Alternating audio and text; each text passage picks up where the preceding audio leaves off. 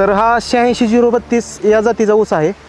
या प्लॉटला 5 महिने पूर्ण झालेले आहेत आणि आत्ता या प्लॉटमध्ये एक 7 ते 8 कांड्यावरती ऊस आहे आणि एका बेटामध्ये जवळजवळ 15 ते 20 पर्यंत एका ऊसाची संख्या एका बेटामध्ये।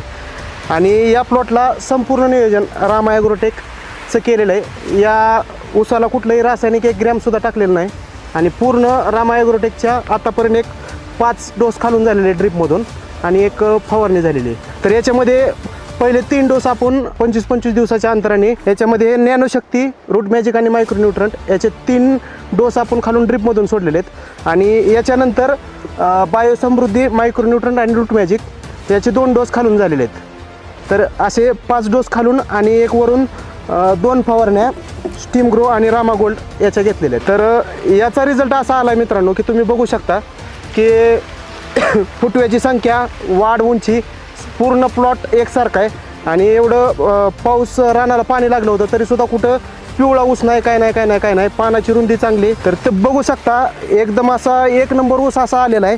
तर एक बेट मी तुम्हाला दाखवतोय, तर या एका बेटामध्ये जवळजवळ 2 मळ्या भरत्याला एवढा ऊस आहे। ही फक्त किंमत या रामा ॲग्रोटेक आणि रामा ॲग्रोटेकच करू शकतं। तरी शेतकऱ्यांचं म्हणणं असं असतं की रासायनिक वापरल्याशिवाय ऊस येत नाही, पण हे आपण सिद्ध करून दाखवले की 1 ग्रॅम सुद्धा आपण रासायनिक खत वापरलेलं नाही, बेसळ डोस नाही, काय नाही ऊस